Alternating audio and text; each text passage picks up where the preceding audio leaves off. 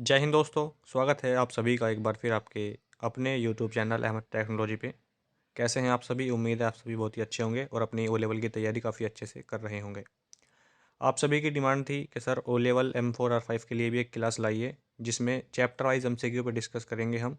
और आप सभी के लिए ये क्लास काफ़ी हेल्पफुल साबित होगी। जो एग्ज़ाम जनवरी 2023 में होने वाला है ओ लेवल का, उस एग्ज़ाम को ध्यान में रखते हुए ये अब वीडियो हम आपके लिए बना रहे हैं। तो इस वीडियो को ध्यान से देखिएगा। अगर आपका भी M4 R5 का एग्ज़ाम है जनवरी 2023 में, तो ये वीडियो आपके लिए काफ़ी हेल्पफुल साबित होने वाली है। इसको ध्यान से देखिएगा और साथ साथ कॉपी पेन लेके बैठिए। जो भी बातें क्वेश्चन से रिलेटेड बताऊंगा आपको मैं, वो भी आपको साथ साथ नोट करनी है और उसको आपको एग्ज़ाम के टाइम पे रिवीजन कर लेना है। ठीक है। आपने अगर चैनल को अभी तक सब्सक्राइब नहीं किया है तो प्लीज़ कर लीजिए, ताकि आने वाली वीडियो का नोटिफिकेशन आपके पास सबसे पहले पहुंचे और हमें भी थोड़ा मोटिवेशन मिले, ताकि हम आपके लिए और मेहनत करें और अच्छे से अच्छा कंटेंट आपके लिए हम लेकर आएँ। M2R5 की महामैराथन, जो भी चैप्टर वाइज MCQ इंपॉर्टेंट थे M2R5 के, वो उसके लिए हमने एक महामैराथन बना दिया, उसको आप देख सकते हैं। और ये आपकी M4 की है, M1 की भी आपकी जल्द ही आने वाली है। ठीक है। तो चलिए वीडियो को शुरू करते हैं। आपको पता होगा M4R5 में आपके टोटल 6 चैप्टर हैं। 6 के 6 चैप्टरों के नाम आपके सामने यहाँ पर हमने लिख दिए हैं। सबसे पहला चैप्टर है आपका introduction to internet of things, application, devices, protocol and communication model. आपका चैप्टर 2 है थिंग्स एंड कनेक्शन और चैप्टर 3 है आपका sensor, actuator and micro controller. Chapter 4 आपका बिल्डिंग IoT एप्लीकेशन और चैप्टर 5 है आपका security and future of IoT ecosystem. और आपका लास्ट चैप्टर है जो कि छठा है soft skill personality development. Personality development के बारे में इसमें आपसे क्वेश्चन पूछे जाते हैं। ठीक है। तो ये 6 चैप्टर हैं आपके M4R5 में। उसके बाद चैप्टर नंबर 1 है हमारा। ठीक है। उसके MCQ पे डिस्कस करेंगे। चैप्टर 1 का क्वेश्चन नंबर 1 आपके सामने क्वेश्चन में पूछा गया है, what is full form of IoT, यानी IoT का पूरा नाम क्या है, फुल फॉर्म क्या है, बताइए। तो क्वेश्चन का जो आंसर है वो पहले से ही ऑलरेडी हाईलाइट है, क्योंकि ये एक ई बुक है जो कि बच्चों को हमने प्रोवाइड कराई थी। ठीक है। तो इसलिए इसमें हमने आंसर हाईलाइट किया था ताकि बच्चों को आंसर पढ़ने में प्रॉब्लम ना हो। तो ये ई बुक हम आपके सामने भी डिस्कस करेंगे। टोटल इसमें लगभग 60 पेज हैं, तो आपको सभी चैप्टर के MCQs में मिल जाएंगे। इस क्वेश्चन का सही आंसर हो जाएगा option number A, internet of things. IoT का फुल फॉर्म होता है, जो कि ओ लेवल एग्जाम में कई बार पूछा गया है। और एक पूछा है आपसे IIoT। ठीक है।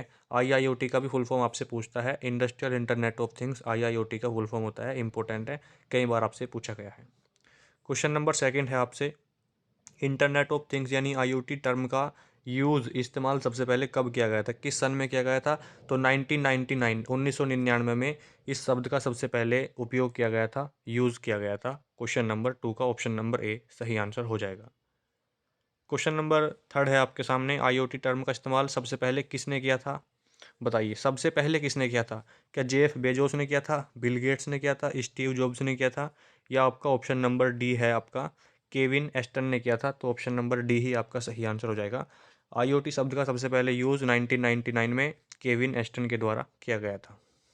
क्वेश्चन नंबर 4 आपके सामने, यह विभिन्न प्रकार की डिवाइसेस का आपस में एक कनेक्शन है जो डेटा को सेंस एवं एनालाइज करते हैं और नेटवर्क पर एक दूसरे के साथ कम्युनिकेट करते हैं। तो इस क्वेश्चन का सही आंसर क्या हो जाएगा? IoT ecosystem, option number B. नीचे को जाएगा। नीचे कर। नीचे कर। अरे नौकर।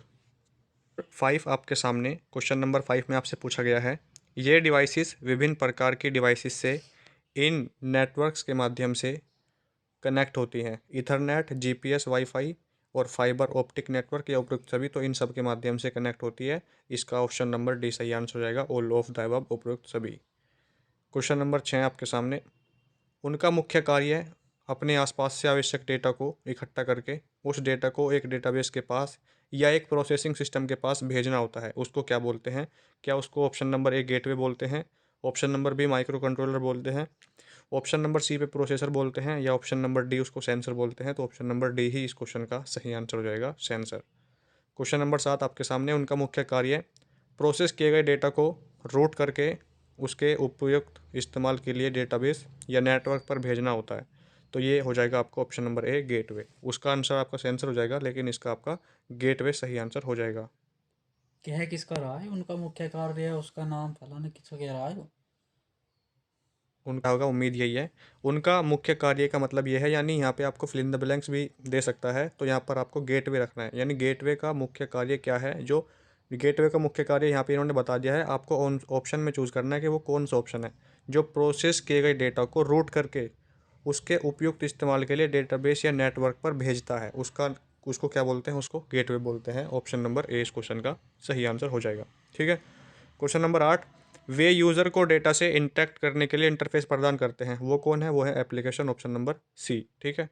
क्वेश्चन नंबर 9 आपके सामने, उनका मुख्य कार्य सेंसर द्वारा, किसका मुख्य कार्य है जो सेंसर द्वारा एकत्र का मतलब होता है इकट्ठा किए गए रॉ डेटा को प्रोसेस करके उसे अर्थपूर्ण यानी मीनिंगफुल इन्फॉर्मेशन में परिवर्तित यानी ट्रांसलेट करना होता है, उसको क्या कहते हैं, तो उसको कहते हैं प्रोसेसर। ऑप्शन नंबर बी इस क्वेश्चन का सही आंसर हो जाएगा। क्वेश्चन नंबर 10 आपके सामने, आईआईओटी का पूर्ण रूप क्या है, इंपॉर्टेंट क्वेश्चन है। ये आपसे 95% पूछा जा सकता है।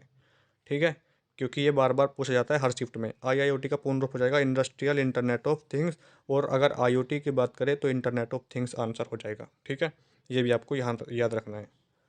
क्वेश्चन नंबर 11 में, माइक्रो कंट्रोलर आईओटी डिवाइस का दिमाग होता है। जो आपका माइक्रो कंट्रोलर है, क्या वो आईओटी डिवाइस का ब्रेन होता है, तो ये हो जाएगा आपका ऑप्शन नंबर ए ट्रू। आपके एग्जाम में ट्रू फॉल्स नहीं आएंगे, लेकिन ये एग्ज़ाम को जब आपका एग्ज़ाम पैटर्न चेंज हुआ था, तो जब हमें उम्मीद थी कि आपके एग्ज़ाम में ट्रू फॉल्स पूछ सकता है, इसलिए हमने इसमें ट्रू फॉल्स भी ऐड किए थे, लेकिन आपके एग्ज़ाम में एक भी ट्रू फॉल्स क्वेश्चन नहीं आया और नहीं आएगा। तो इसलिए आप इसको नॉलेज के पर्पज़ से देख सकते हैं, क्योंकि ये आपके लिए इंपॉर्टेंट है, इससे भी आपकी नॉलेज ही बढ़ेगी। आपको ये देखना है कि आपको कितने क्वेश्चन सही कर पा रहे हैं। इसी को आपसे ऑप्शन में पूछ सकता है कि बताइए कौन सा आईओटी डिवाइस का ब्रेन है। आपको माइक्रो कंट्रोलर दे देगा, माइक्रो प्रोसेसर दे देगा, 4 ऑप्शन दे देगा, तो सही आंसर आपको वहाँ पे भी चूज़ करना है। यहाँ पे ट्रू फॉल्स में दिया है, लेकिन वहाँ पे आपको 4 ऑप्शन दे देगा, क्वेश्चन आपका सेम ही रहेगा। ठीक है, ये बात भी आपको ध्यान में रखनी है। क्वेश्चन नंबर 12 आपके सामने, सेंसर आईओटी डिवाइस का मस्तिष्क यानी ब्रेन होता है, बताइए। देखिए यहाँ पे सेंसर की बात हुई है, हमने अभी क्या पढ़ा, माइक्रो कंट्रोलर, लेकिन यहाँ पे सेंसर बोला है, तो ये इसीलिए आपका फॉल्स हो जाएगा, option number B. Question number 13, gateway जो है वो डेटा के कम्युनिकेशन में हेल्प करता है, तो ये आपका हो जाएगा ऑप्शन नंबर ए सही। जो गेटवे है वो डेटा के कम्युनिकेशन में आपकी मदद करता है, ये सही बात है। क्वेश्चन नंबर 14 आपके सामने, वे एप्लीकेशन जिनकी रिस्पॉन्सिबिलिटी इकट्ठा किए गए डेटा को रेंडर करने की होती है, वे कभी क्लाउड आधारित नहीं हो सकती, तो ये हो जाएगा आपका फॉल्स। ठीक है, ये बात गलत बोली गई है। क्वेश्चन नंबर 15 पे है, आर्डिनो यूएनओ में प्रयोग किया जाने वाला माइक्रो कंट्रोलर क्या है, तो एटमेगा 328P 2022 में अगस्त में जो एग्ज़ाम हुए हैं उसमें पूछा गया क्वेश्चन है, और उससे पहले भी कई बार पूछा गया है, इंपॉर्टेंट क्वेश्चन है, ये आपको याद रखना है, पूछा जा सकता है। क्वेश्चन नंबर 16 है, what is full form of MQTT। MQTT की फुल फॉर्म क्या है, message queuing telemetry transport. Option number B इस क्वेश्चन का सही आंसर हो जाएगा। क्वेश्चन नंबर 17 है आपके सामने, smart home apps security system control applications industrial control hub applications gateway के एग्जाम्पल हैं या नहीं, तो ये हो जाएगा आपका option number B false. Question number 18 में आपसे पूछा गया है, सिक्योरिटी टेक्नोलॉजी की आवश्यकता आईओटी डिवाइसेस और प्लेटफॉर्म को इंफॉर्मेशन अटैक और फिजिकल टैम्परिंग से सुरक्षित यानी सिक्योर करने के लिए होती है, तो ये भी आपका फॉल्स हो जाएगा। Question number 19, low power short range के नेटवर्क से आने वाले कुछ वर्षों में वायरलेस आईओटी यानी इंटरनेट ऑफ थिंग्स कनेक्टिविटी पर हावी होंगे, तो ये आपकी बात बिल्कुल सही है, ऑप्शन नंबर ए ट्रू। क्वेश्चन नंबर 20, पारंपरिक ऑपरेटिंग सिस्टम जैसे विंडोज़ ये पारंपरिक है और आईओटी एप्लीकेशन के लिए नहीं बनाए गए हैं, तो ये आपका ऑप्शन नंबर बी सही आंसर हो जाएगा। आर्डिनो किस देश की कंपनी है, तो जो आपकी आर्डिनो है ये आपकी इटली की कंपनी है, ये आपको याद रखना है, इंपॉर्टेंट क्वेश्चन है। आईओटी में क्या चुनौतियां हैं, 2021 में ये क्वेश्चन पूछा गया था ओ लेवल में, तो ऊर्जा उपभोग की भी प्रॉब्लम है, सुरक्षा यानी सिक्योरिटी की भी प्रॉब्लम है, और नेटवर्क संकुलन की भी प्रॉब्लम है, तो ऑप्शन नंबर डी इस क्वेश्चन का सही आंसर हो जाएगा, उपरोक्त सभी all of the above. WSN question number 23 आपके सामने, WSN का पूर्ण रूप क्या है, वायरलेस सेंसर नेटवर्क। WSN की फुल फॉर्म होती है, ऑप्शन नंबर बी सही आंसर हो जाएगा। क्वेश्चन नंबर 24 है आपके सामने, क्लाउड आईओटी संरचना का भाग है, क्या क्लाउड आईओटी संरचना का पार्ट है या नहीं, तो जो आपका क्लाउड है वो आईओटी संरचना का यानी आईओटी स्ट्रक्चर का पार्ट है, तो ये आएगा ऑप्शन नंबर बी सही आंसर हो जाएगा। क्वेश्चन नंबर 25, आर्डिनो आईडीई वातावरण प्रदान करता है, तो ये भी आपका बिल्कुल सही हो जाएगा, प्रदान करता है। एलसीडी एक डिस्प्ले डिवाइस है, सही है या गलत? तो जो आपकी एलसीडी है ये आपका सही आंसर हो जाएगा, ऑप्शन नंबर बी। एलसीडी की फुल फॉर्म होती है liquid crystal display, option number इसका भी सही हो जाएगा। फुल फॉर्म भी इंपॉर्टेंट है, एग्जाम में पूछता है। AMQP यूडीपी प्रोटोकॉल का उपयोग करता है, जो आपका AMQP है यूडीपी का यूज़र डेटाग्राम प्रोटोकॉल का यूज़ करता है, तो ये आपका ट्रू हो जाएगा, option number A. Question number 28 में पूछा गया है, आर्डिनो केवल डिजिटल इनपुट पोर्ट प्रदान करता है। क्या केवल आर्डिनो जो है केवल डिजिटल इनपुट पोर्ट प्रदान करता है? तो ये आपका हो जाएगा फॉल्स। आईओटी तार युक्त यानी वायर्ड और बेतार युक्त यानी वायरलेस संचार दोनों को सपोर्ट करता है, तो बिल्कुल सही है। वायर और वायरलेस दोनों को सपोर्ट करता है आईओटी, बिल्कुल सही बात है, ऑप्शन नंबर ए true. Question number 30, dash personal computer में प्रयोग किया जाता है। क्या है जो पर्सनल कंप्यूटर में प्रयोग किया जाता है? तो वो हो जाएगा आपका ऑप्शन नंबर ए माइक्रो प्रोसेसर।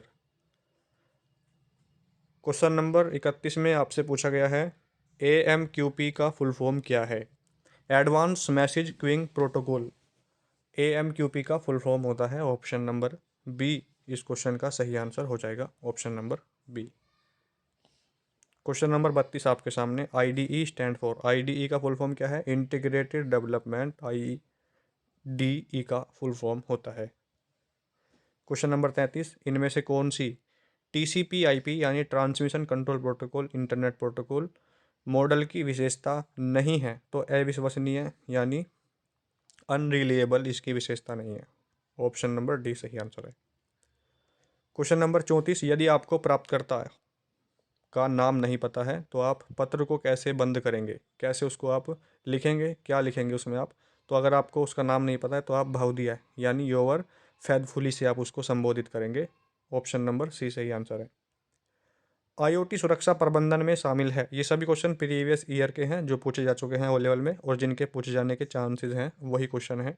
आईओटी सुरक्षा प्रबंधन में शामिल है प्रोटोकॉल अमूर्तन, सरल और तेज संस्थापन, हार्डवेयर के साथ सुरक्षा। ये क्वेश्चन भी आपके एग्जाम में पूछा हुआ है 2021 के सितंबर में, देख सकते हैं question paper, option number C सही आंसर है। 36 नंबर पे है, आईओटी डेटा स्केलेबिलिटी, स्केलेबिलिटी में डैश शामिल है प्रोटोकॉल। ये भी सेम ही है चारों ऑप्शन, लेकिन सही आंसर इसमें हो जाएगा आपका डेटा संग्रहण यानी डेटा का storage, option number D.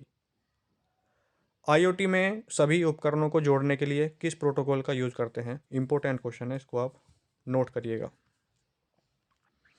IoT में सभी उपकरणों को जोड़ने के लिए किस प्रोटोकॉल का यूज़ करते हैं? तो TCP/IP का मतलब आप समझते ही हैं, transmission control protocol internet protocol, option number ए सही आंसर है। HTTP की फुल फॉर्म भी इंपॉर्टेंट है, हाइपर टेक्स्ट ट्रांसफर प्रोटोकॉल, और UDP की भी इंपॉर्टेंट है, user datagram protocol, option number इसके फुल फॉर्म होता है, ठीक है। संचार करने के लिए आईओटी से जुड़े उपकरणों की भारी संख्या, इसे कहा जाता है मशीन टू मशीन, M2M, ठीक है। संचार करने के लिए बात हुई है, संचार करने के लिए आईओटी से जुड़े उपकरणों की भारी संख्या, उसे क्या कहते हैं? उसको हम मशीन टू मशीन कहते हैं, option number B. MQTT is a transport layer protocol, जो आपका MQTT है क्या वो ट्रांसपोर्ट लेयर प्रोटोकॉल है? तो ये हो जाएगा आपका फॉल्स। 39 नंबर पे है, Arduino Arduino board does not have memory, Arduino board के पास मेमोरी नहीं है, तो ये भी आपका फॉल्स हो जाएगा। सेंसर आउटपुट डिवाइस है, ये भी आपका फॉल्स हो जाएगा। चार ऑप्शन में दे सकता है कि बताइए सेंसर क्या है या इनपुट डिवाइस कौन सी है, उनमें सेंसर भी होगा, बाकी 3 आउटपुट होंगे। तो इस तरीके से आपसे पूछ सकता है कि सेंसर आउटपुट डिवाइस है या नहीं, तो आपका जो सेंसर है वो आउटपुट डिवाइस नहीं है। आईओटी उपकरण बहुत सुरक्षित हैं, ये होमवर्क में आपसे पूछा गया था। जो आईओटी हैं, आईओटी डिवाइस हैं आपके, क्या वो सुरक्षित हैं? बिल्कुल पूरी तरीके से सिक्योर हैं? तो ये अभी कहना गलत होगा, इसका हो जाएगा फॉल्स। सभी आईओटी उपकरण सुरक्षित यानी सिक्योर नहीं है। आपका चैप्टर नंबर जो 1 है वो कंप्लीट होता है यहाँ पे। अब चैप्टर 2 है आपका M4R5 में, थिंग्स एंड कनेक्शन, उसके MCQ पे डिस्कस करते हैं। आपका चैप्टर नंबर 1 कंप्लीट हो गया है। यह एक छोटे से कंप्यूटर की तरह होता है, जिसमें एक माइक्रो प्रोसेसर कोर, मेमोरी और इनपुट आउटपुट पोर्ट्स होते हैं, तो उसको क्या कहते हैं? उसको माइक्रो कंट्रोलर बोलते हैं। ऑप्शन नंबर ए सही आंसर है। क्वेश्चन नंबर 2 में आपसे पूछा गया है, यह आपके एप्लीकेशन प्रोग्राम को माइक्रो कंट्रोलर में स्टोर करता है। आपके एप्लीकेशन प्रोग्राम को माइक्रो कंट्रोलर में स्टोर करता है तो वह हो जाएगा रोम। रोम की फुल फॉर्म होती है रीड ओनली, आप लिख लीजिए, और मेमोरी। ठीक है, इसका ये फुल फॉर्म होता है। रैम का रैंडम एक्सेस मेमोरी, यूएसबी का यूनिवर्सल सीरियल बस, इसकी फुल फॉर्म होती है। तीनों की फुल फॉर्म इंपॉर्टेंट है, इसको आपको याद रखना है, रैम, रोम और यूएसबी। क्या कर रहा आप सर? यार इसमें आवाज जा रही सारी खरड़ खरड़ की, तो गांड को उठा रहा तो बेर बेर अड्डा कार्ड है आपके सामने। I2C का पूर्ण रूप क्या है? I2C, तो inter integrated circuit. Option number D सही आंसर है।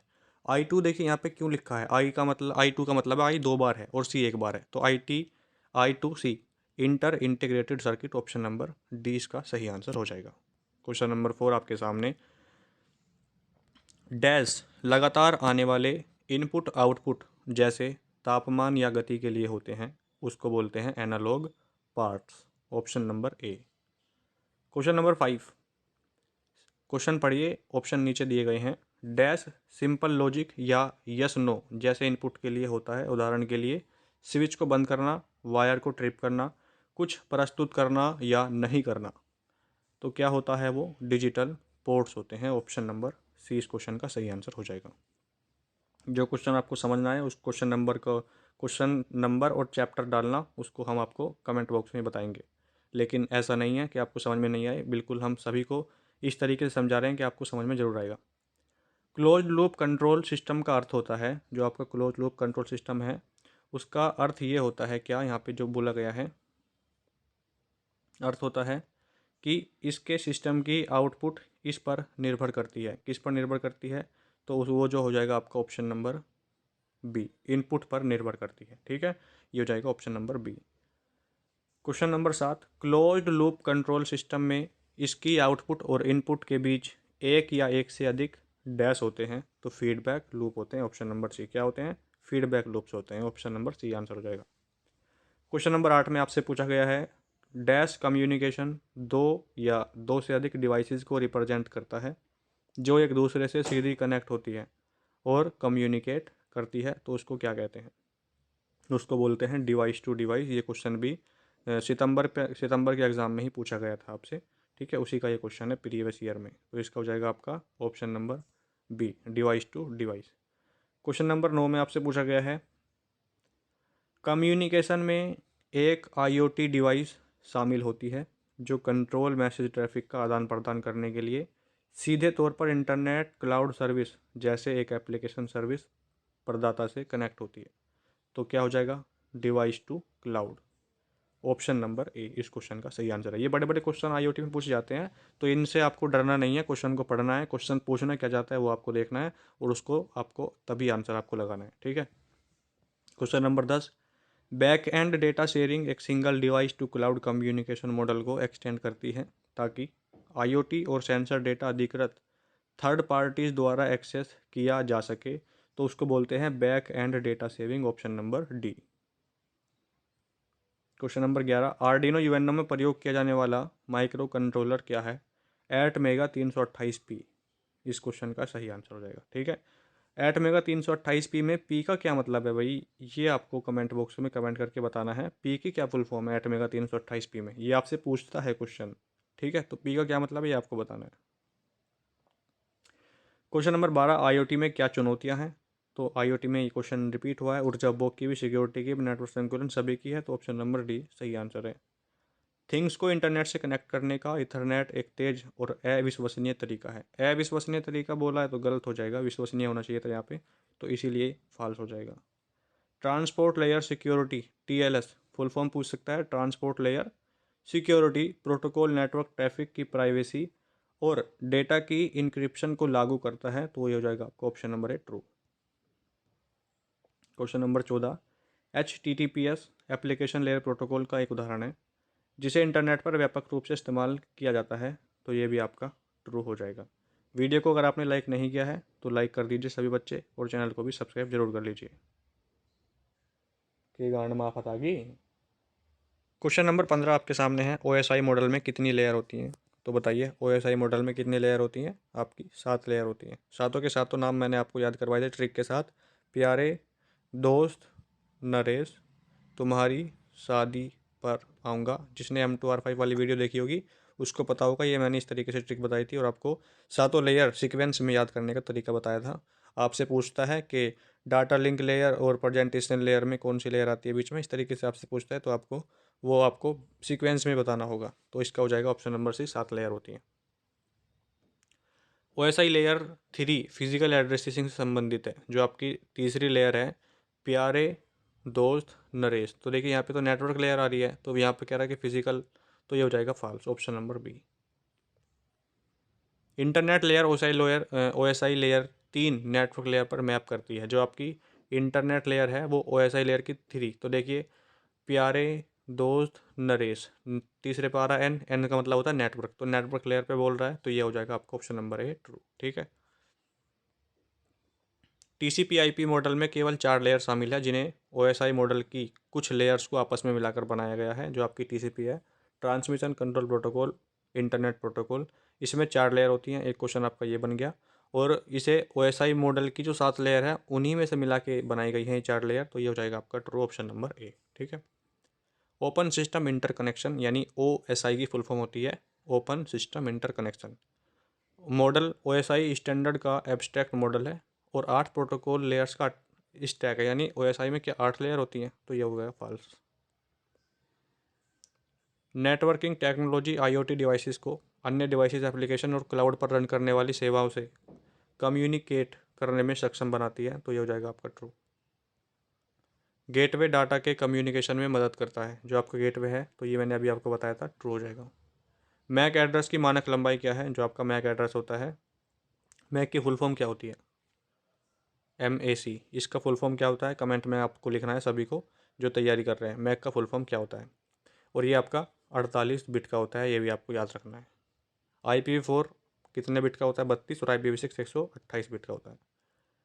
क्वेश्चन नंबर 23 में आपसे पूछा गया कम गति यानी डैश, कम गति कम लागत कम पावर का सेलुलर नेटवर्क है जिसे IoT के लिए अनुकूलित किया गया है, तो वो हो जाएगा आपका LTE CATM। ये फिल इन द ब्लैंक्स में पूछा गया क्वेश्चन है वो लेवल में, तो इसलिए मैंने यहाँ पे डाल दिए हैं ताकि आपको पता चल सके कि किस तरीके का प्रीवियस ईयर एग्जाम पैटर्न था नेलेट का, जो आपसे एग्जाम में क्वेश्चन पूछता था। और ये क्वेश्चन आपको एग्जाम में मिलेंगे 4 ऑप्शन के साथ। 4 ऑप्शन देगा और ये आपको कुछ दे देगा इसमें, तो सही आपको पहचानना है। तो अगर आपने वीडियो देखी है ध्यान से तो आप क्वेश्चन का ऑप्शन देख के पहचान सकते हैं कि क्या इसका सही आंसर होने वाला है। मोटी आगे नीचे खड़ उतारेगी अब के सामने। डैश के विपरीत ब्लूटूथ इंटरनेट से सीधे कनेक्ट नहीं होगा, तो ये हो जाएगा आपका वाईफाई, वायरलेस फाइडेलिटी इसकी फुल फॉर्म होती है। क्वेश्चन नंबर 25 में आपसे पूछा गया है डैश को इंटरनेट से कनेक्ट करने के लिए आपको एक गेटवे को सेटअप करना पड़ेगा, तो ये हो जाएगा आपका ब्लूटूथ। LTE CATM में M का अर्थ क्या है? जो अभी आपको मैंने बताया है, इसमें M का क्या मतलब है ये आपसे पूछा गया है, बताइए। LTE CATM में M का मतलब हो जाएगा आपका ऑप्शन नंबर ए मशीन। इसको तो मुझे भी ना पता। इसमें आपसे पूछा गया है डैश को अक्सर अच्छे प्रदर्शन के कारण IoT ट्रांसपोर्ट के लिए अडोप्ट किया जाता है, तो वह हो जाएगा आपका UDP। वाईफाई में डैश के हार्ड वायरिंग की बाध्यता नहीं होती है, तो वह हो जाएगा ईथरनेट। क्वेश्चन नंबर 28 कृषि डैश की एक उत्तम एप्लीकेशन है क्योंकि यह नेटवर्क का एक बड़ा क्षेत्र बहुत कम पावर से कवर कर सकता है, तो हो जाएगा LP वैन। क्वेश्चन नंबर 29 में है application dash application layer protocol application का उदाहरण है जिसे इंटरनेट पर व्यापक रूप से अडोप्ट किया गया है, तो HTTPS। क्वेश्चन नंबर 30 में पूछा गया है डैश पर डिवाइसेस को मैक एड्रेस द्वारा पहचाना जाता है और इस लेवल पर प्रोटोकॉल्स फिजिकल एड्रेस के बारे में चिंतित रहते हैं, तो डेटा लिंक लेयर OSI का सेकंड लेयर है प्यारे दोस्त, टी से डेटा लिंक लेयर। WSN में फुल फॉर्म पूछ रहा है आपसे, तो मैंने आपको बताया था WSN की फुल फॉर्म क्या होती है, wireless sensor network, option number B. Question number 32, GPIO का पूर्ण रूप क्या है? General purpose input output pins. Arduino केवल डिजिटल इनपुट पोर्ट प्रदान करता है, तो ये आपका हो जाएगा फॉल्स। क्लाउड IoT संरचना का भाग है, ट्रू। एक बार लिखा गया कोड आर्डिनो बोर्ड पर अपलोड नहीं किया जा सकता, ये हो जाएगा आपका फॉल्स। ब्लूटूथ ऊर्जा का उपभोग करता है, तो जो आपका ब्लूटूथ है वो कम ऊर्जा का उपभोग करता है, ये आपको याद होना चाहिए। LPWAN का फुल फॉर्म क्या होता है? Low power wide area network. ठीक है, low power wide area network LPWAN का फुल फॉर्म होता है। TCP/IP में कितनी लेयर होती हैं? 4 लेयर होती हैं, ये भी आपको पता होना चाहिए, जो OSI मॉडल की लेयर को मिलकर बना के है। SPI का पूर्ण रूप serial peripheral interface. Question number 40, CAN का पूर्ण रूप क्या है? Control area network. CAN का फुल फॉर्म होता है। क्वेश्चन नंबर, अब आपका ये चैप्टर 3 है, ठीक है, 2 चैप्टर कंप्लीट हो चुके हैं। चैप्टर का नाम है sensor, actuator and micro controller. Question number 1, ये वे डिवाइसेस हैं जो अपने आसपास से डेटा डिटेक्ट इकट्ठा करते हैं और रिकॉर्ड करते हैं, तो हो जाएगा आपका option number B, sensor. Sensor का काम होता है डेटा को इकट्ठा करना और रिकॉर्ड करना। सेंसर की यह प्रॉपर्टी डिफाइन करती है कि जिस घटना को सेंसर माप रहे हैं उसकी अधिकतम और न्यूनतम वैल्यू क्या है, तो हो जाएगा option number C, range. Question number 3 में है, सेंसर की यह प्रॉपर्टी डिफाइन करती है कि माप के लिए जाने वाले पैरामीटर में न्यूनतम बदलाव कितना होना चाहिए ताकि आउटपुट सिग्नल में बदलाव डिटेक्ट किया जा सके, तो वो हो जाएगा आपका सेंसिटिविटी, ऑप्शन नंबर ए। इन सेंसर को अपने वातावरण को मॉनिटर करने के लिए बाहरी पावर स्रोत की ज़रूरत नहीं होती, हो जाएगा आपका ऑप्शन नंबर डी, पैसिव। इन सेंसर को अपने वातावरण को मॉनिटर करने के लिए बाहरी पावर स्रोत की ज़रूरत होती है, नहीं होती है तो पैसिव हो जाएगा, और होती है तो आपका एक्टिव हो जाएगा, ऑप्शन नंबर ए। ये सेंसर कंटिन्यूअस सिग्नल उत्पन्न करते हैं, तो हो जाएगा आपका option number B, analog. Question number 7 में है, प्रोक्सिमिटी सेंसर आसपास के ऑब्जेक्ट को बिना कॉन्टैक्ट के डिटेक्ट करने के लिए इस्तेमाल किए जाते हैं, तो ये हो जाएगा आपका ऑप्शन नंबर बी, ट्रू।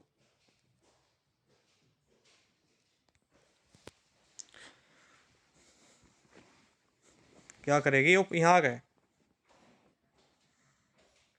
छोटे कमरे में बैठ जा, भी वीडियो बना रहा मैं। मोटी,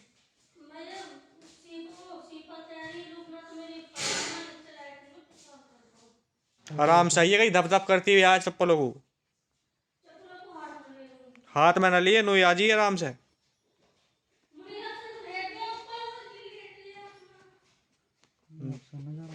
चलो काम करती फिर है, जा।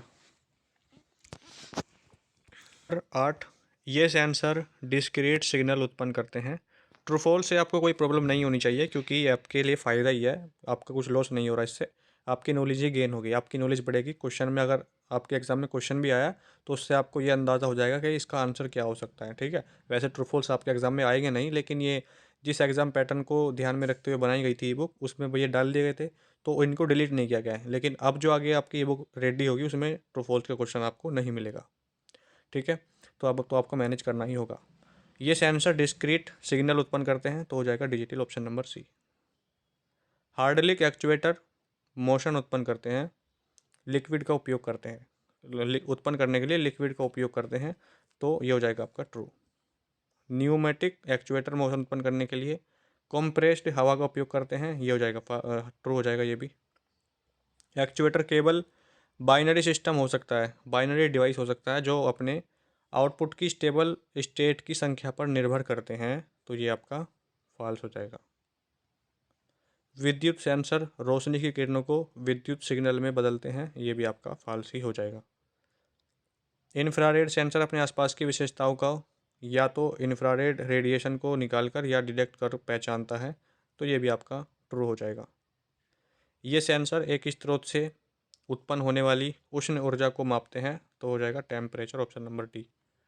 डैश गैसों और तरल पदार्थों में होने वाले बदलाव को पहचानता है, वो हो जाएगा आपका pressure sensor, option number B. खासतौर पर डिजाइन की गई इलेक्ट्रोमैग्नेट एक सालेनाइड क्या है? खासतौर पर डिजाइन की गई एक इलेक्ट्रोमैग्नेट, ऑप्शन नंबर ए। 17 नंबर पे है एक्चुएटर एक प्रकार की भौतिक मात्रा को दूसरे प्रकार में परिवर्तित नहीं करते और आमतौर पर हाई वोल्टेज के कमांड सिग्नल से ऑपरेट होते हैं, तो ये फॉल्स हो जाएगा। ये सेंसर गति की कोणीय दर को मापते हैं, जिसे अक्सर एक धुरी पर गति और रोटेशन की माप के रूप में परिभाषित किया जाता है, तो ये हो जाएगा आपका जाइरोस्कोप, ऑप्शन नंबर ए। लेवल सेंसर का उपयोग पदार्थों के लेवल, जिनमें तरल पदार्थों पाउडर और ग्रेनुलर सामग्री शामिल है, उसको डिटेक्ट करने के लिए यूज़ करते हैं, तो ये हो जाएगा आपका ऑप्शन नंबर ट्रू। एक आईसी है जिसके अंदर सीपीयू होता है, सेंट्रल प्रोसेसिंग यूनिट, सीपीयू का फुल फॉर्म होता है, तो इसका हो जाएगा आपका option number D, micro processor. Question number 21 में है रेस्ट, एमक्यूटीटी, सीओएपी, एस्टोम्प और एसएमएस आईओटी के प्रसंग में इस्तेमाल होने वाले कुछ प्रसिद्ध आउटबाउंड डैश हैं, तो ये क्या है, सारे के सारे प्रोटोकॉल हैं, ऑप्शन नंबर बी।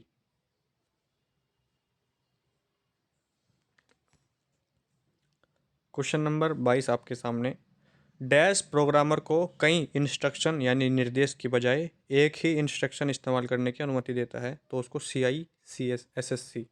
CISC बोलते हैं, ठीक है।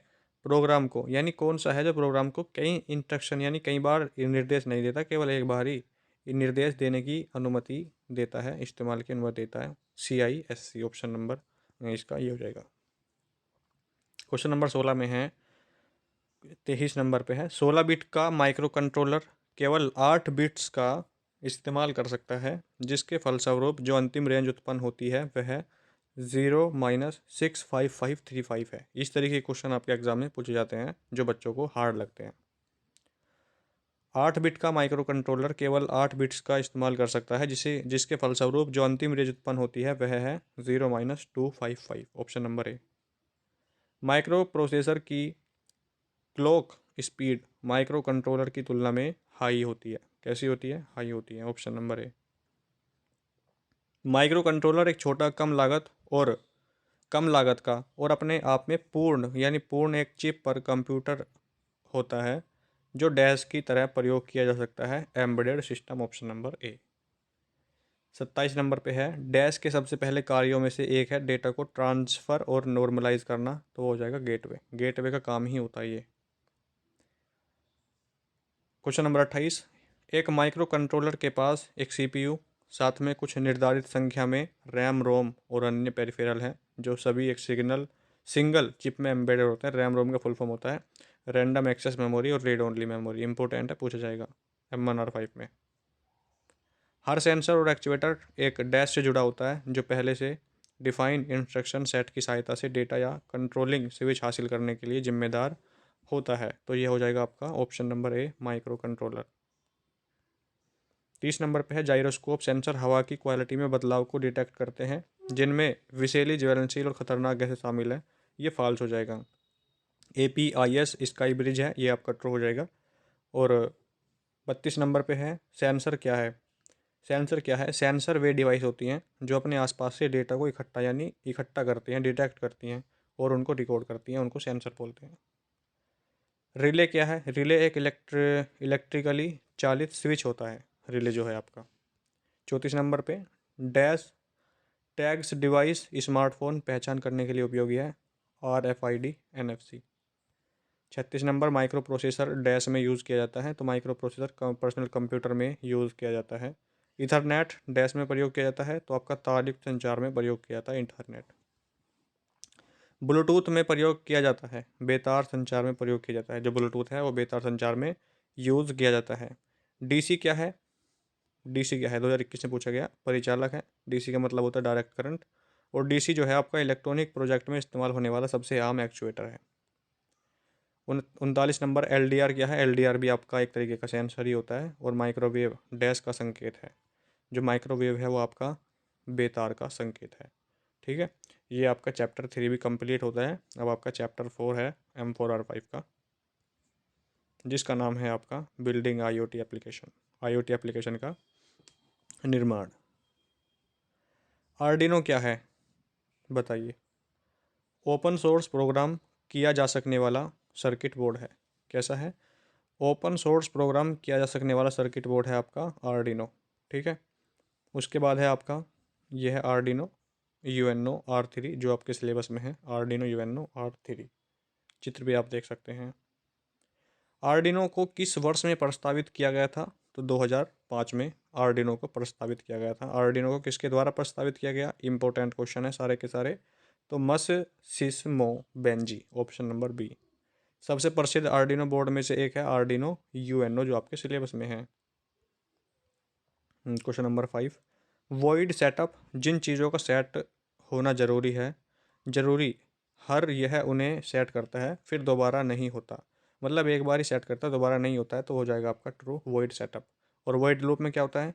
इसमें वे इंस्ट्रक्शन होती हैं जो तब तक बार बार रिपीट होती है जब तक बोर्ड को ऑफ नहीं कर दिया जाएगा, तो ये हो जाएगा आपका ट्रू। वॉइड सेटअप और वॉइड लूप में यही अंतर है, इसमें रिपीट होगी बार बार वॉइड लूप में जब तक आप उसको ऑफ नहीं करते, लेकिन वॉइड सेटअप में ऐसा नहीं है, एक बार ही आपके सामने रिपीट होता है। यह सही बोर्ड को टूल्स गेट बोर्ड इन्फो मेनू में जाकर सेट किया जाता है, फॉल्स हो जाएगा। Upload sketch option file menu में उपलब्ध है। देखिए ये क्वेश्चन ट्रू फॉल्स में है, ये अभी यहाँ पे फॉल्स हो जाएगा, लेकिन आपसे पूछेगा कि फाइल में जो आपका अपलोड स्केच ऑप्शन है वो किस मेनू में उपलब्ध है, 4 मेनू देगा आपको और ऑप्शन दे के पूछ लेगा, लेकिन इसी तरीके से मैं आपको बोल रहा हूँ कि आपको नॉलेज लेनी है। तो अपलोड फाइल स्केच ऑप्शन के फाइल मेनू में उपलब्ध होता है या नहीं, तो आप उसको क्या कर देंगे? नहीं होता है। ठीक है, किस मेनू में होता है फिर अगर आपको पता है तो बताइए। जब आप स्केच को अपलोड करते हैं तो वह डिफ़ॉल्ट रूप से वेरीफाई नहीं किया जाता, ये फॉल्स हो जाएगा, बल्कि किया जाता है, नहीं बोला है यहाँ पे। AREF का पूर्ण रूप एनालॉग रेफरेंस, क्या हो जाएगा भाई? ए का मतलब एनालॉग और रेफरेंस का मतलब यहाँ पे लिखा है रेफरेंस। आर्डिनो में मुख्य रूप से होने वाली प्रोग्रामिंग लैंग्वेज कौन सी है? सी लैंग्वेज है। कौन सी? सी। यह डिवाइस आपको आर्डिनो प्रोजेक्ट को सर्किट पर बिना स्थायी रूप से सोल्डर किए हुए प्रोटोटाइप करने की अनुमति यानी परमिशन देता है, तो उसको बोलते हैं slice board, option number C. एक बार जब ब्रेड बोर्ड पर सर्किट बन जाता है तो आपको प्रोग्राम को अपलोड करना पड़ता है जिसे कहा जाता है sketch, option number C. IDE integrated development environment, IDE का फुल फॉर्म होता है, ये भी आपको याद रखना है, इंपॉर्टेंट क्वेश्चन है IDE की फुल फॉर्म। हर आर्डिनो से स्केच में प्रोग्राम के दो मुख्य भाग होते हैं, वॉइड सेटअप और void loop, option number A इस क्वेश्चन का सही आंसर है।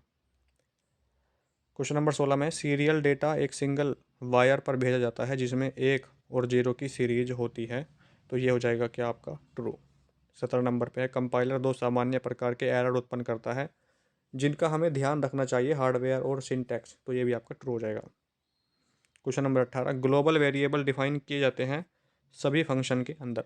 जो ग्लोबल वेरिएबल हैं वो सभी फंक्शन के अंदर डिफाइन किए जाते हैं, लेकिन ग्लोबल वेरिएबल इनकी वैल्यू को होल्ड करता है प्रोग्राम की पूरी लाइफ टाइम के दौरान, ऑप्शन नंबर ए। सीरियल प्रिंट क्या करता है? उसी लाइन में प्रिंट करता है, सीरियल प्रिंट उसी लाइन में प्रिंट करेगा। सीरियल प्रिंट एन नई लाइन में प्रिंट करेगा। देखिए उसमें प्रिंट था लेकिन यहाँ पे गौर किया होगा आपने, एक एन मतलब एक्स्ट्रा है, तो इस एन का मतलब होता है न्यू, तो न्यू लाइन में प्रिंट करेगा सीरियल प्रिंट एन, ये आपको ध्यान में रखना है। क्वेश्चन सेम है लेकिन आपको आंसर इसका ध्यान में रखना है। वह मेमोरी लोकेशन जहाँ वेरिएबल की वैल्यू रन टाइम पर स्टोर होती है उसे एल वैल्यू कहते हैं, ऑप्शन नंबर ए।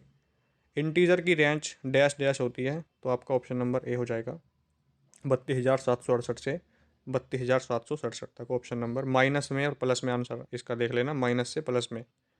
ठीक है, क्वेश्चन नंबर 24 है आपके सामने। बिट्स पर विभिन्न ऑपरेशन परफॉर्म करता है बिटवाइज ऑपरेटर्स, ये फिल इन द ब्लैंक्स में पूछा हुआ क्वेश्चन है इसलिए यहाँ पे आपको लिख दिया गया है। क्वेश्चन नंबर 25 है आपके सामने। ऑपरेटर वर्तमान प्रकार के वेरिएबल को दूसरे प्रकार के वेरिएबल में परिवर्तित यानी ट्रांसलेट करता है, तो ये हो जाएगा कॉस्ट।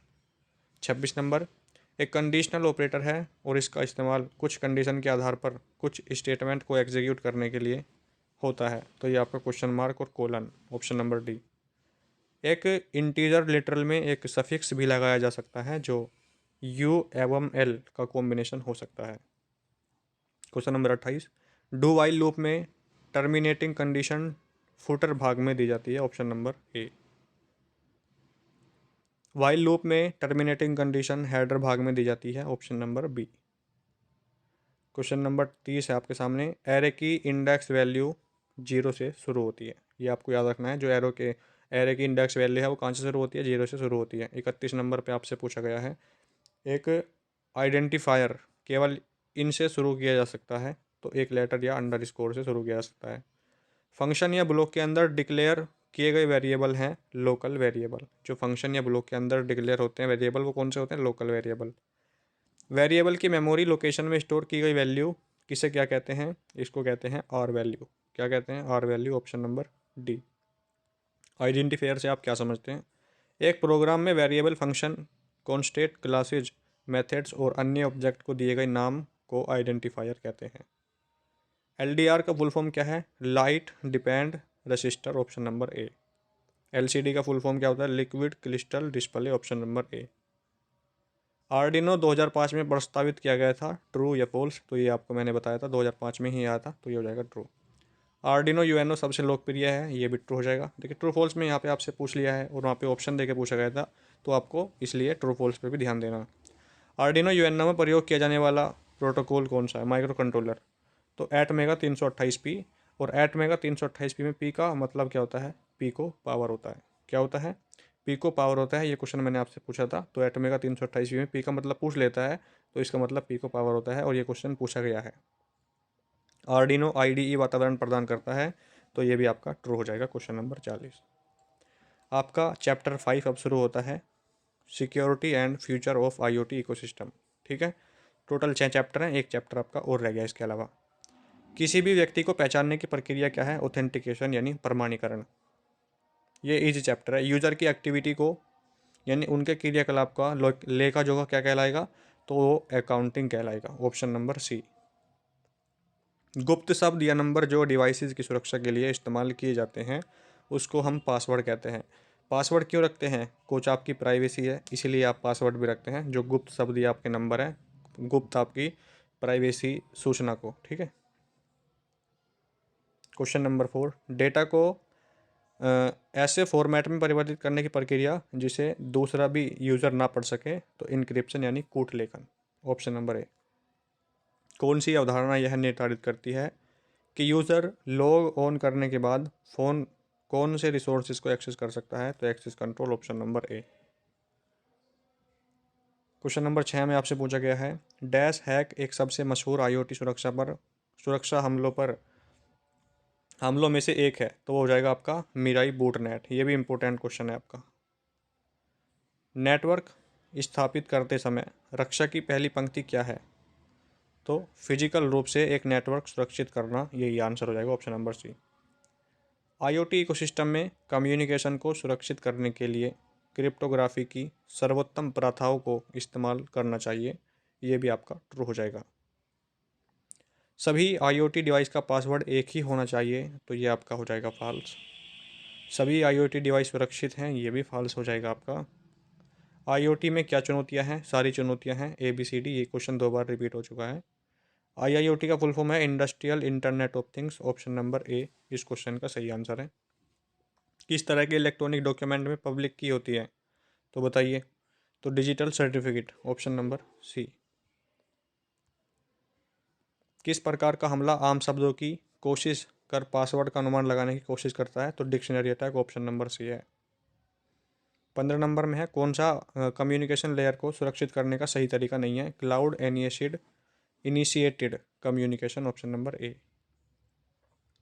IPS का पूर्ण रूप क्या है, इंस्ट्रूमेंट प्रिवेंशन सिस्टम। ठीक है, IPS का मतलब इंडियन पुलिस सर्विस नहीं है, यहाँ पे कंप्यूटर के संदर्भ में पूछा गया है, तो ये आपको याद रखना है। सामान्य शब्दों वाला पासवर्ड जैसे 1 2 3 4 5 6 7 8, या पासवर्ड को अपना पासवर्ड रखना चाहिए, मतलब आपको अपना पासवर्ड 1 से 8 तक की गिनती रखना चाहिए, तो ये हो जाएगा क्या, ट्रू हो जाएगा या नहीं हो जाएगा। तो यहाँ पे आपको क्वेश्चन में क्या बताया गया है, ये आपने ढंग से नहीं पढ़ा है। आपको अपना पासवर्ड 1 2 3 4 5 6 7 8 इस तरीके का पासवर्ड आपको रखने से बचना चाहिए, ये क्वेश्चन पूछा गया है, तो ये हो जाएगा ट्रू। कि लोग क्या करते हैं, अपने वाईफाई का पासवर्ड 1 से 8 तक की गिनती रख लेते हैं, जिसको कोई भी कनेक्ट करके इंटरनेट का अपना लाभ उठाता है, तो आपको इस तरीके के पासवर्ड से बचना चाहिए, ये हो जाएगा ट्रू। क्वेश्चन नंबर 18 में है, वाईफाई नेटवर्क एक्सेस को सेट करते समय हमेशा WPA2 जैसी एक मजबूत इनक्रिप्शन यानी कूट लेखन विधि का उपयोग करता है, तो ये भी हो जाएगा आपका ट्रू, ऑप्शन नंबर ए। 19 नंबर पे है, क्वेश्चन पढ़िए क्या है।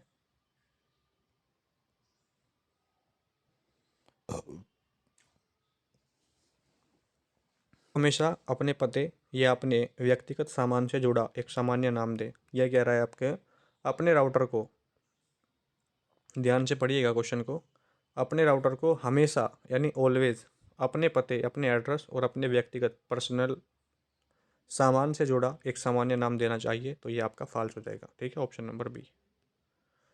शक्तिशाली पासवर्ड है upper lower case letter number विशेष कैरेक्टर के यूज़। नंबरों का यूज़ करिए, ABCD का यूज़ करिए यानी अल्फ़ाबेट का यूज़ करिए, @ वगैरह का यूज़ करिए, तब जाके आपका एक मजबूत पासवर्ड बनता है। असुरक्षित नेटवर्क कौन सा है? तो सार्वजनिक वाईफाई हॉटस्पॉट जिसे आप सभी कनेक्ट कर सकते हैं, ठीक है, सार्वजनिक वाला वो असुरक्षित है। एक टूल जो पैकेट का पाथ दिखाता है उसको ट्रेस रूट कहते हैं। टारगेट में त्रुटियों खोजने की प्रक्रिया, टारगेट में गलतियाँ खोजने की प्रक्रिया क्या कहलाती है? Vulnerability assessment. ठीक है, टारगेट में कमजोरियाँ खोजने की प्रक्रिया पेनिट्रेशन टेस्टिंग। जानबूझकर या अनजाने में डेटा का ट्रांसमिशन, डेटा का लीकेज कहता है। जानबूझकर या अनजाने में तो डेटा का लीकेज हो जाता है वो। फायरवॉल एक प्रकार का नेटवर्क सिक्योरिटी वॉल है, ये आपको याद रखना है, नेटवर्क को सिक्योर रखता है फायरवॉल। अनचाहे कमर्शियल ईमेल को स्पैम कहते हैं, जो भी आपके पास फ्रॉड ईमेल आते हैं उसको क्या बोलते हैं? स्पैम। कंप्यूटर या कंप्यूटर नेटवर्क के लिए भारी खतरा है आपका इग्नोरेंस, मतलब भारी खतरा नहीं है तो इग्नोरेंस। ठीक है, वायरस है आपका खतरे, आपके लिए खतरा। जब किसी व्यक्ति को बार बार पीछा जब किसी व्यक्ति को बार बार पीछा कर विभिन्न नामों से पुकार कर या लिख कर प्रताड़ित किया जाता है तो वह व्यक्ति स्टोकिंग का शिकार होता है। ठीक है, रेग्रेशन के संबंध में डैश गलत कथन है, यह कार्यकरण संबंध का पता लगाता है। रोबोट को प्रोग्राम करने को जिससे वह एक ट्रेजेक्टरी को फॉलो करता हुआ मूव करे, इसे कंटिन्यूअस पाथ कंट्रोल कहते हैं। 32 नंबर, डैश एक मूल इसके सृजनकर्ता द्वारा इमिटेशन गेम के नाम से बुलाया गया है, the Turing test. Artificial intelligence यानी AI, इसकी फुल फॉर्म भी पूछता है आर्टिफिशियल इंटेलिजेंस के लिए। डैश आमतौर पर इस्तेमाल होने वाली प्रोग्रामिंग भाषा नहीं है, तो पर्ल ये आपका आंसर हो जाएगा। 34 नंबर पे है, डैश इंटरनेट पर यूज़र की एक्टिविटी को मॉनिटर करता है और बैकग्राउंड में उसकी इन्फॉर्मेशन किसी और को ट्रांसमिट करता है, तो ये हो जाएगा स्पाईवेयर। IoT डिवाइस के सभी गैर जरूरी इंटरफेस को बंद कर देना चाहिए और सभी स्वीकृत तरीके जिनमें संभव हमले कम किए जा सकें उन्हें लागू किया जाना चाहिए, ये भी आपका ट्रू हो जाएगा। यूनिक पासवर्ड के अलावा क्रेडेंशियल और अन्य सेंसिटिव डेटा को IoT डिवाइसेस पर सुरक्षित रूप से स्टोर किया जाना चाहिए, ये भी ट्रू हो जाएगा आपका। ठीक है, हमें अपना पासवर्ड अपने कुत्ते के नाम पर रखना चाहिए, बहुत बढ़िया बात बोल रही है, ये हो जाएगा फॉल्स। IoT का full form internal of thing होता है, फॉल्स हो जाएगा। IoT डिवाइस की सुरक्षा महत्वपूर्ण है, ट्रू हो जाएगा। ये क्वेश्चन अब आप कर सकते हैं। ठीक है, IoT उपकरणों को ऊर्जा उपभोग करनी कितनी ऊर्जा, कम या ज़्यादा? तो कम ऊर्जा उपभोग करनी चाहिए, ऑप्शन नंबर ए। आपका चैप्टर 5B कंप्लीट हो चुका है, आपका लास्ट चैप्टर है chapter 6 soft skill personality development. अपने अंदर की शक्ति को हमें कुछ करने के लिए प्रेरित करती है, बताइए आपके अंदर की शक्ति आपको क्या करने के लिए प्रेरित करती है? तो जागरूक, ऑप्शन नंबर डी। वह व्यवहार जो हमें नियमित रूप से और स्वतः दोहराते हैं, आदत। आप अपनी आदत को दोहराते हैं ना अपने आप ही नियमित रूप से, तो ये हो जाएगा आदत, हैबिट। पर्सनैलिटी को कई फैक्टर के जोड़ से पहचाना जाता है जिन्हें कहा जाता है पर्सनैलिटी निर्धारक, ऑप्शन नंबर ए। अपनी सम्य की भावनाओं को वे किस कारण पैदा हो रही हैं, उनका हमारी सोच और कार्यों पर क्या प्रभाव पड़ेगा, यह समझना क्या कहलाता है? भावनात्मक आत्म जागरूकता, ऑप्शन नंबर सी। ठीक है, कैसे एक व्यक्ति अपने पूरे होशो हवास में सम्य के चरित्र, भावनाओं और उद्देश्यों और इच्छाओं को जानता है और समझता है, उसको आत्म जागरूकता कहते हैं, ऑप्शन नंबर बी। आत्मसम्मान का इस्तेमाल एक व्यक्ति के सम्य की कीमत के संपूर्ण एहसास की व्याख्या करने के लिए किया जाता है, तो ये हो जाएगा ट्रू। दृढ़ता से हाथ मिलाना विश्वास को दर्शाता है, ये भी ट्रू हो जाएगा। जब आप किसी से हाथ मिलाते हैं मजबूताई से, मतलब वो भी और आप भी हाथ को अच्छे से पकड़ें और मजबूत से करें, तो वो आपके विश्वास को दर्शाता है।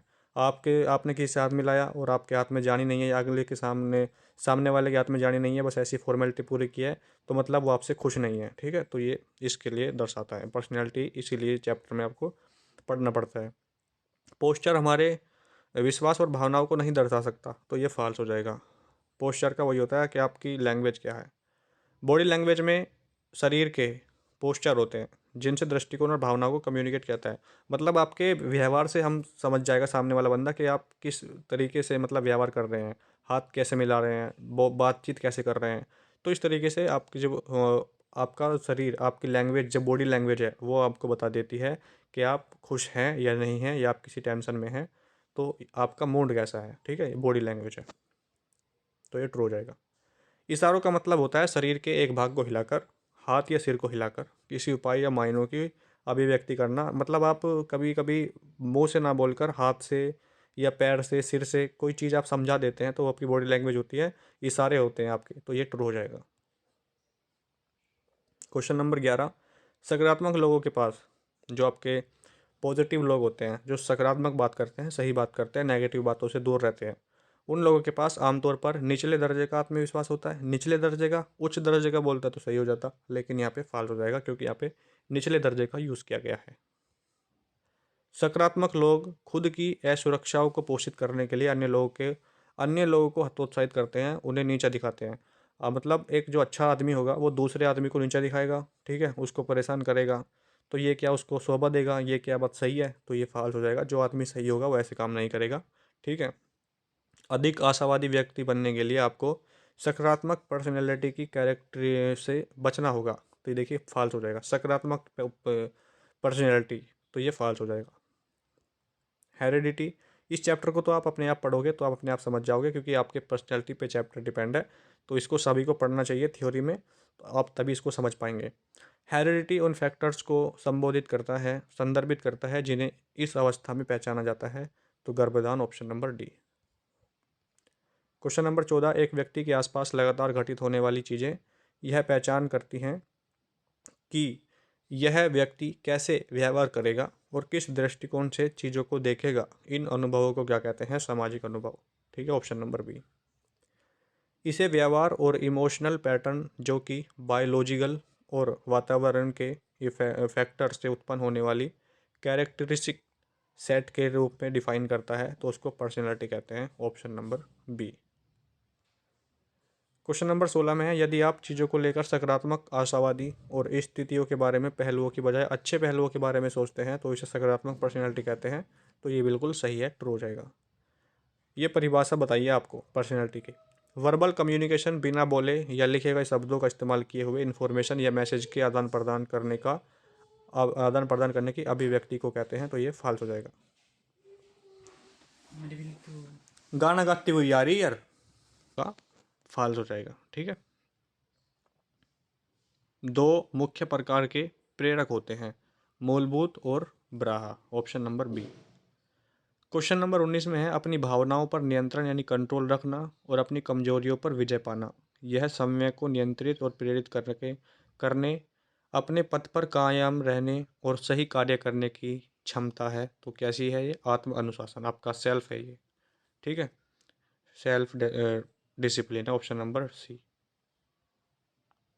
क्वेश्चन नंबर 20 में है, डैश आमतौर पर उन लोगों से कम होता है जो कि स्वस्थ दिनचर्या बनाए रखते हैं। जो स्ट्रेस है आमतौर पर उन लोगों में कम होता है, जो मतलब एटीट्यूड जिस तरीके से बनावटी लोग होते हैं, कुछ दिखावा करते हैं, उनमें कम होता है। जो स्वस्थ रहते हैं, स्वस्थ दिनचर्या बनाए रखते हैं, उन लोगों में कम होता है। डैश विनम्र व्यवहार हैं जो दूसरों के लिए विचार, दयालुता और सम्मान के दृष्टिकोण है ये, दृष्टिकोण को दर्शाते हैं। ठीक है, तो ये हो जाएगा आपका मैनर्स, ऑप्शन नंबर सी।